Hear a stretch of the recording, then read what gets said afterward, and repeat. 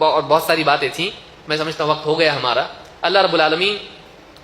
رمضان کے مہینے کو صحیح طور سے گزارنے والا بنائے، لیکن جیسے میں نے اپنی گفتگو میں کہا کہ ایک رمضان کے مہینے میں ہم ایک تو یہ کہ اس میں معظم سب سے بڑا سبب اور سب سے بڑی چیز لینے کی کیا ہے، ہمارے اندر تقوی پیدا ہو، اللہ کی خاطر اللہ تعالیٰ کی ممنوعات کو چھوڑنے کا مزاج پیدا ہو، اللہ کے لیے چھوڑنا، یہ آ گیا، ہم نے رمضان سے واقعی فائدہ اٹھا دیا۔ ایک دو، رمضان کے احکام پہلے سے معلوم کر لیں، یہ نہ کہ رمضان میں گئے پانی میں گرے اور اس کے بعد تیرنا کیسا بتاؤ ذرا، نہیں، ہم لوگ رمضان میں داخل ہونے سے پہلے رات میں 2 بجے مولوی صاحب کو فون کر رہے ہیں کہ ناخن کاٹنے سے روزہ ٹوٹا گیا، ایسے موٹے موٹے مسائل ہم کو معلوم نہیں، سال گزر جاتے ہیں، سیکھنا چاہیے، کتابیں ہیں پڑھیں، علماء سے پوچھیں۔ پھر تیسری چیز، اپنے اوقات کی تنظیم کریں، ٹائم ٹیبل بنائیے، مثلا آپ نیند سے بیدار ہوئے آخری وقت میں، رات میں سحری کے لیے اٹھتے ہیں آپ، ٹھیک ہے اٹھے، اگر آپ نے تراویح پڑھ لی ہے ٹھیک ہے، آپ قرآن لیے، اب بیگم اندر بنا رہی ہے سب کھانے کی چیزیں، آپ کے پاس وقت ہے، آپ گھڑی دیکھنے کی بجائے جلدی کرو کا ورد کرنے کی بجائے آپ کیا کریں، قرآن لیجئے یا ذکر کیجئے یا نبی صلی اللہ علیہ وسلم پر درود پڑھیے یا آپ اللہ سے دعا کیجئے یا جو نیکی کر سکتے ہیں، اوقات کا صحیح استعمال کریں۔ قرآن لے لیا آپ نے، پڑھنا شروع کر دیا، پاؤ پارا پڑھ لیا آپ نے، پھر سحری کر لی، اس کے بعد تھوڑا اور پڑھ لیا، فجر تک آدھا پارا آپ کا ہو گیا۔ ظہر کا وقت ہے، ظہر کی اذان کے بعد آپ نماز کے لیے گئے، آپ پاؤ پارا پڑھ لیے۔ عصر کے بعد آپ مغرب تک کے انتظار میں ہیں، سامنے دسترخوان سجا کر چیزیں گننے کی بجائے کون سی میری ٹیریٹری اور کون سی دوسرے کی آپ طے کرنے کی بجائے اور مجھ کو کیا ترتیب سے کھانا ہے، آپ کو کیا ضرورت ہے، پڑھیے، آپ قرآن پڑھیے، آپ کا ایک پارا روزانہ ہو سکتا ہے، ایک پارا کون پڑھے گا روزانہ، پڑھ سکتا ہے، جس کام کو تقسیم کیا جا سکتا ہے اس کام کو مکمل کیا جا سکتا ہے، یہ بات یاد رکھیے، جس کام کو تقسیم کیا جا سکتا ہے اس کو مکمل کیا جا سکتا ہے، لیکن ہم کیا کرتے ہیں، ایک دم ہمارے پہاڑ کے جیسا دیکھتے ہیں اس کو، میرے سے نہیں ہوگا، ایک قرآن پورا نہیں ہوگا، کچھ لوگ بھولے بھالے ہوگا، ایک نہیں 2 ہوں گے، لیکن وہ 2 دن تک ہی پڑھتے ہیں، اس کے بعد چھوڑ دیتے ہیں، ایسا نہیں، روزانہ پڑھیے۔ دعا کا وقت، ایسا وقت جس میں آپ کے اور اللہ کے درمیان کوئی نہ ہو، آپ کو دعا کرتا ہوا کوئی نہ دیکھ رہا ہو، روئیے، گڑ گڑائیے، نہیں آتا منہ رونے کا کیجیے، آج حال ہی کے بعض اوقات رونا بھی نہیں آتا ہے، کیوں؟ اتنا سخت دل ہو گیا، دعاؤں کی عادت ہی نہیں ہے، روئیں، رونا نہیں آتا ہے، اس بات پہ افسوس کریں کہ اللہ میں ایسا کیا کروں، میں تیرا بندہ اور رونے نہیں آ رہا مجھ کو، اس پر افسوس کریں، اللہ ایسا بنا کہ تیرے آگے میں روں۔ سارے اسلاف کا حال آپ دیکھیے، اللہ کے آگے رونے والے سلف، اللہ کے نبی صلی اللہ علیہ وسلم آپ دیکھیے، امام الاوزاعی رحمۃ اللہ علیہ روتے تھے، ان کا جانماز بھیگ جاتا تھا، اتنا روتے تھے، اب کتنوں کا حال بیان کیا جائے، اللہ کے نبی صلی اللہ علیہ وسلم اب داڑھی تر ہو جاتی تھی، حضرت عثمان کتنا قرآن پڑھتے، روتے،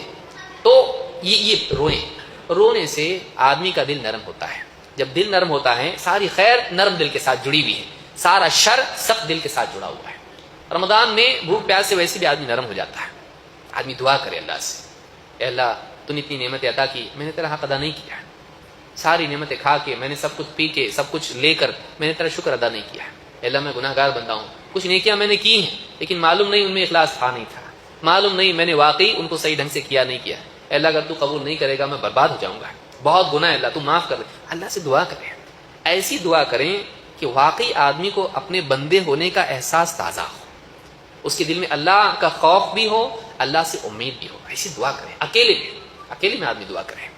ذکر کرے، چلتے پھرتے میں، لیٹے جب بھی اس کو موقع ملے ذکر کرے، اس کے لیے کوئی بہت محنت کی ضرورت نہیں، جو بھی جیب میں ہے 1 روپیہ 5 روپے 10 روپے، کوئی فقیر کوئی مسکین دکھائی دے اس کو دے، صدقات کرے خوب، اللہ کے نبی صلی اللہ علیہ وسلم تیز ہوا سے بھی زیادہ سخی ہو جاتے تھے اس مہینے میں، سخاوت کا اہتمام کریں، غربا فقراء کے کام آئیں اور ان کا تعاون کریں، ان کی مدد کریں، کتنے لوگ بھوکے ہوتے ہیں، کتنے لوگ غریب ہوتے ہیں، کتنے لوگ ہیں جن کو جواب نہیں ہے، کتنے لوگ ایسے ہیں جن کی تجارتیں ٹھپ پڑی ہوئی ہیں، کسی کے سامنے بولتے نہیں وہ لوگ، ان کا خیال دوسرا مسلمان رکھے، وہ میرا بھائی ہے، اس کے حالات چل رہے ہیں، ٹھیک ہے، کسی زمانے میں اس نے مجھ کو ستایا لیکن میں اس سے بدلہ نہیں لوں گا، اس کی تکلیف پر خوش نہیں ہوں گا، میں اس کا بھائی ہوں، میں اس کی طرح نہیں ہوں، مجھ کو ویسا بننا چاہیے، مجھ کو بہتر انسان بننا چاہیے، میں اس کے کام آؤں گا، ایسا بنے، پڑوسی ہمارے لاکھ جھگڑے ہمارے ہوئے ہیں، خیال رکھے اس کا، اس کے دن خراب چل رہا ہے، اس کا تجارت نہیں چل رہی ہے، غربت افلاس میں ہے، کام آئے اس کے، جس کا دل نرم ہے اس کے ساتھ خیر ہے، سخت دل جہنم میں لے جائے گا، ساری برائیوں کی جڑ دلوں کا سخت ہونا ہے، کیوں؟ جب دل سخت ہو جاتا ہے تو اس میں خیر کا نفوذ نہیں ہوتا ہے، لہٰذا رمضان میں ان اعمال کے ذریعے سے اگر ہم نے اپنے دل کو صحیح کر لیا، قیامت کے دن یہ کام آئے گا۔ کیوں؟ اللہ نے فرمایا یوم لا ينفع مال ولا بنون الا من اتى الله بقلب سلیم، قیامت کے دن مال کام نہیں آئے گا، اولاد کام نہیں آئے گی، کام آئے گا تو قلب سلیم، صحیح سالم دل، ٹھیک ٹھاک دل، قساوت سے، غفلت سے، شرک سے، کفر سے، نفاق سے اور حسد سے، کینہ سے، بغض و عداوت سے اور اس طرح کی ساری طمع اور حرص اور اس طرح کی جتنی قلبی بیماریاں ہیں ان سے پاک دل لے کے اللہ کے پاس جائے۔ یہی تو سب سے قیمتی چیز ہمارے پاس ہے، یہی تو سب سے قیمتی چیز ہمارے پاس ہے۔ اس کا بگاڑ ساری چیزوں کا بگاڑ ہے۔ الا ان فی الجسد مضغہ اذا صلحت صلح الجسد كله واذا فسدت فسد الجسد كله الا وهي القلب۔ خبردار آدمی کے جسم میں گوشت کا ایک ٹکڑا ہے، اگر وہ صحیح ہو جائے پورا بدن صحیح، اگر وہ بگڑ جائے پورے بدن میں بگاڑ آئے گا، اور وہ آدمی کا دل۔ رمضان میں اپنے قلب کو تقوی سے بھرنے کی کوشش کریں، اسی لیے کہ حدیث میں کیا آیا ہے، نبی کریم صلی اللہ علیہ وسلم نے فرمایا، آپ نے فرمایا التقوی ها هنا ويشير الى صدره، آپ نے فرمایا تقوی یہاں ہوتا ہے، تقوی یہاں ہوتا ہے، آپ نے سینے کی طرف اشارہ کیا ہے۔ تو یہ تقوی کا مہینہ ہے، اپنے دل کو تقوی والا بنانے کی کوشش کریں اور ساری گندگی سے اپنے دل کو پاک کریں، روزے کے ذریعے سے، نماز کے ذریعے سے، دعا و استغفار کے ذریعے سے، اور اللہ رب العالمین سے اپنے تعلق کو قوی بنانے کے اعتبار سے۔ جب اللہ سے بندے کا تعلق ہو جائے، اللہ اس کے دل کو خیر سے بھر دیتا ہے۔